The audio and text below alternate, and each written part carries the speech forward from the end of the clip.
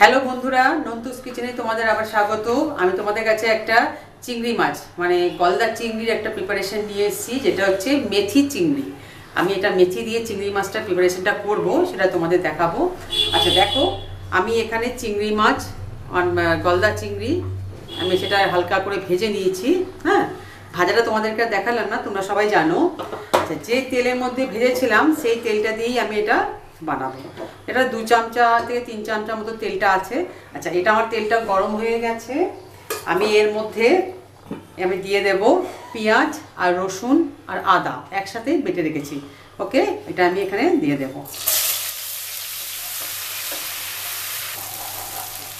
এর মধ্যে আমি ডুমো ডুমো করে আলু কেটে একটু মানে বয়েল করে নিয়েছিলাম, দিয়ে ভেজে রেখেছি। ওই আলুটা আমি এর মধ্যে দিয়ে দেবো।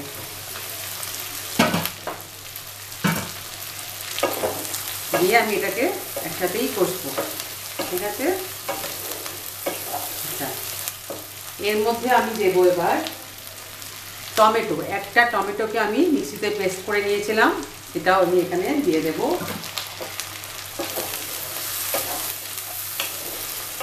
আমি পেঁয়াজটার মধ্যে কাঁচা লঙ্কা বেটে দিয়েছি, তবুও তোমরা যদি ঝাল পছন্দ করো তাহলে তোমরা কাঁচা লঙ্কা দিয়ে দেবে। যেমন আমি দিচ্ছি এখানে কটা কাঁচা লঙ্কা, একটু ফাটিয়ে ফাটিয়ে দিয়ে দেবো, একটু ঝাল ঝাল হবে চিংড়ি মাছটা। তোমরাও তাই করবে, যে যেমন ঝাল পছন্দ করো তাহলে সেই মতো ঝাল একটু দিয়ে নেবে। আমি এর মধ্যে এবার মশলাগুলো অ্যাড করব। আমার কাঁচা গন্ধটা চলে গেছে অনেকটাই, পেঁয়াজ এবং রসুন আদা টমেটো সবেরই। আচ্ছা, এর মধ্যে আমি দিয়ে দেবো স্বাদ মতো নুন। সেটা তোমরা আন্দাজ করে দেবে, নুনটা যতটা তোমাদের আন্দাজ হবে। আর দেবো হলুদের গুঁড়ো, সেটাও 1 চামচা মতো আমি এখানে দিয়ে দেবো। আর দেবো কাশ্মীরি লঙ্কার গুঁড়ো, সেটাও আমি 1 চামচা মতো দিয়েছি। আর দেবো জিরে গুঁড়ো, সেটাও দেবো আমি 2 চামচা। ওকে,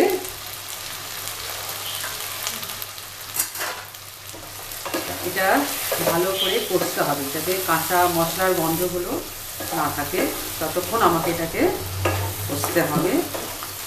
এটা আমি আস্তে আস্তে করে কষবো, একটু করে জল দেব।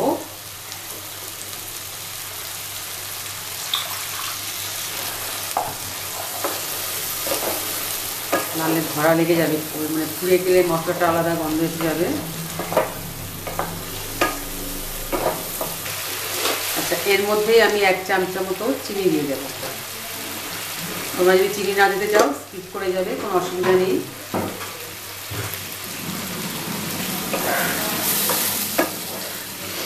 এবারে মশলাটাকে ভালো করে কষতে হবে।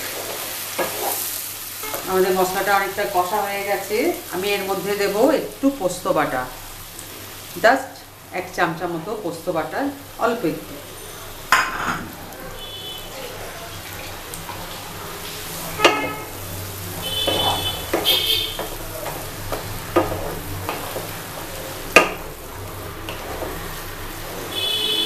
আর দেব একটু ফ্যাটানো টক দই, মানে 1 কাপ মতো ফ্যাটানো টক দই, ওটাও আমি এখানে দিয়ে দেব।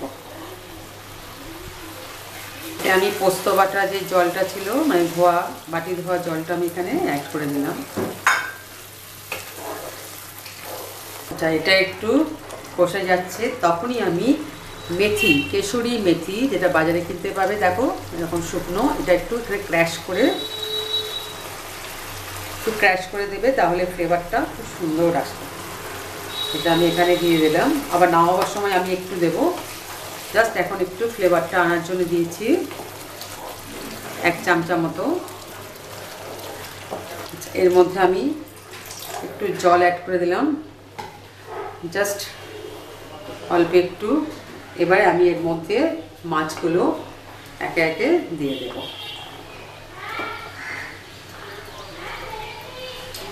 মাছগুলোকে আস্তে আস্তে দিয়ে দেবে, বেশিক্ষণ ফুটতে দিলে হবে না মাছগুলো দিয়ে, তাহলে মাছগুলো খুব শক্ত হয়ে যেতে পারে। চিংড়ি মাছ যত বেশি ফুটবে তত বেশি শক্ত হয়ে যাবে। মাছগুলো এখানে দিয়ে দিয়েছি, ঠিক আছে? আচ্ছা, এগুলোকে আমি একটু ডুবোভাবে দিয়ে দিয়েছি। এবারে আমি এটাকে একটু ফুটতে, মানে জাস্ট 2 মিনিট, 2 মিনিটও না, মানে 1.5 মিনিট মতো একটু ফুটতে দেবো, কারণ বেশি ফোটাবো না, তাহলে এর মাছগুলো শক্ত হয়ে যাবে। ঠিক আছে, এটা আমি ঢাকা দিয়ে জাস্ট স্ট্যান্ডিং টাইমে 2 মিনিটে রাখবো।